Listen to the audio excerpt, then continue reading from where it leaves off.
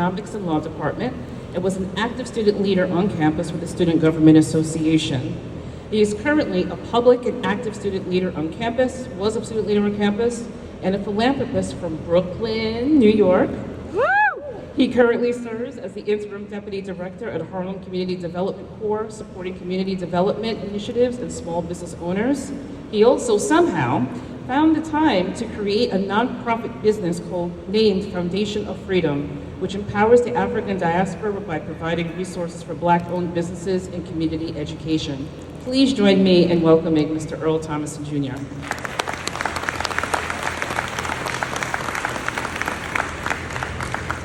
Thank you, thank you. It feels good to be home. I want to thank President Sams, Danielle Collins, and the rest of the SUNY Old Westbury faculty and administration for giving me this opportunity to help usher in the newest members of our family. Over a decade ago, I walked on this campus with one backpack and no idea of where I would be living on campus. Luckily, I ran into Dr. Usama Sheikh in the campus center, and he made sure I had a room to stay in. I'm not sure if he's here or if he'll hear this, but I want to publicly say thank you, Usama. More so, I came to this school not knowing who I was, truly. Not knowing how life would play out for me, but knowing that I needed to be something more. My Aunt Tina, who's in the audience today, also attended Old Westbury for some time. And she is not only the reason I knew about this school, but also the reason I was able to complete my FAFSA application to help pay for it. Thank you, Auntie. This school is also where I met my future fiance, Janetta Delson, who is also in the crowd. Don't worry, her mother already ruined the surprise and told her I was gonna propose, so I can publicly say she's about to be a fiance soon. I would be dropping the ball if I didn't take a moment to acknowledge her here in the place that we met, and to let you all know that she sat in the same seats that you all are sitting in now, and is now working for one of the largest law firms in the world, and will officially be getting sworn into the New York bar next week, Wednesday. So do me the honor of giving her a round of applause, please. Very proud of you there. Okay, now that I got a few points with the missus, we can keep this going. All right, no seriousness, I can't stress enough how many times Jeanette and I have gone through something, sat down, analyzed the situation, and acknowledged that our experiences on this campus prepared us for it. See, my mother had me at 17 years old, so as you can imagine, we had to grow up together. She didn't have the opportunity to go away and finish college, so I got both of my degrees with both of us. But with that in mind, after a certain point, no matter how much she may have wanted to, there wasn't much she could teach me about college or life afterwards. Old Westbury, in my experience here, taught me. In full transparency, I wasn't the perfect student, but this school made me well-rounded and balanced. Someone who could exist in diverse rooms in the real world because I was groomed by a diverse experience here. This campus gave me the opportunity to learn, hone my talents, and develop skills I didn't even realize I would use as much as I do today. This is where I performed spoken word publicly for the first time. I didn't know years later that I would be sharing poems on a phone that thousands of people would read and listen to. This is where I hosted my first radio show along with Blanca Schneider. I didn't know that we would create these things called podcasts, and I will be using those same skills to produce one years later. This is where I helped host a sit-in for Trayvon Martin when he was killed. I didn't know I would still be protesting and funding protests as history repeated itself over and over again over the years. With Jeanette's help and several other alumni, I brought to life my first high-budget productions on this very campus. One of them being a $20,000 production called Socially Conscious. I didn't know that years later, I will be producing social impact campaigns with 6- and 7-figure budgets all over the world as a partner at a creative agency called Soze. When I partnered with Jeanette while she was freshman class president, I didn't know that she would become a life partner and that we go on to start a nonprofit organizing 100 founding members and raising thousands of dollars to continue addressing social issues. This is where I became an official published writer, producing a column called Voices of the People for The Catalyst. I didn't know I'd be helping to amplify silenced voices through our nonprofit years later. This school normalized leadership for both of us. It normalized activism. It positioned us to advance our education even further. It gave us the opportunity and the grace to create, make mistakes, shed ourselves, and become more equipped to walk in our purpose.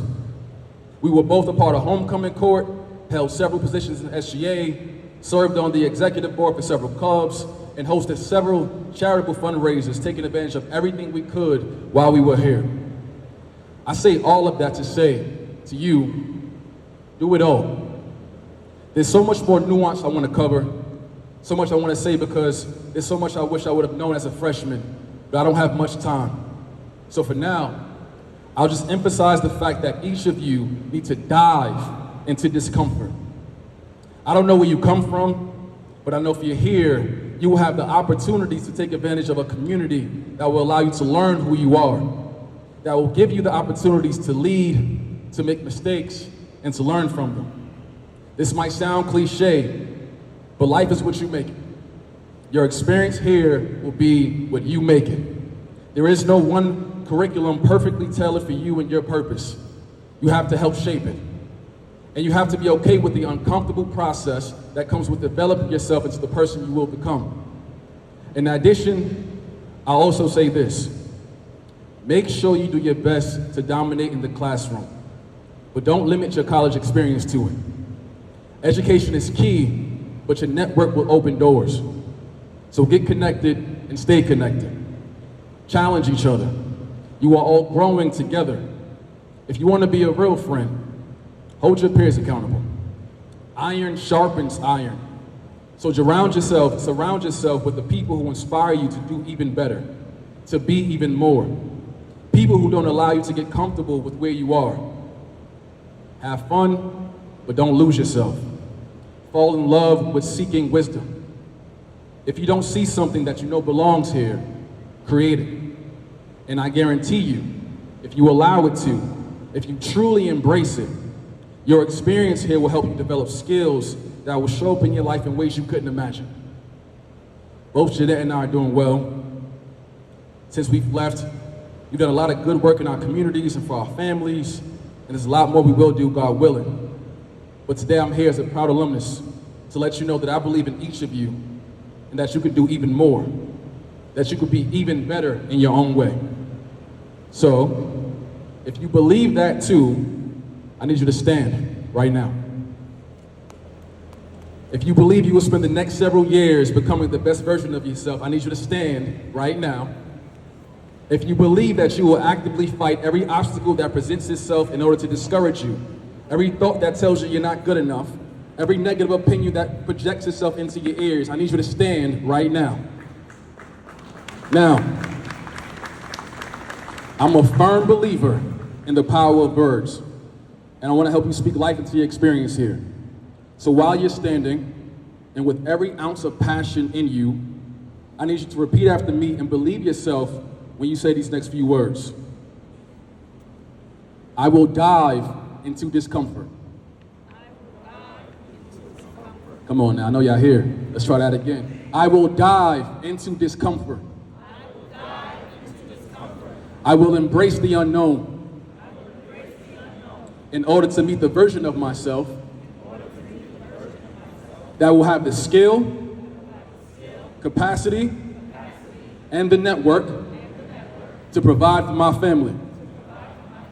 I will walk in my purpose unapologetically. I will challenge broken systems, create better ones, and empower my community. Now, do you believe what you just said? Yes. Do you believe what you just said? Yes. Okay. So when things get tough, I want you to remember this moment. Remember the promise you made to yourself, your families, and your community today. Most importantly, I want you to take pride in being here. When you graduate and go into the world and do everything you just said you would do, I want you to come back and speak life into the next generation whenever you have the opportunity. Because this is now home. You're part of a family. And when people join our family, we need to let them know what kind of community this is. And now that we're family, if you ever need anything that I can help with, I'm here. Jeanette is here, and we know hundreds of other proud alumni who are here for you because you joined this family. So I'll end this speech by simply saying, leave this place, our home, better than how you found it. And I promise you, it will help you find a better version of yourself. On that note, welcome home.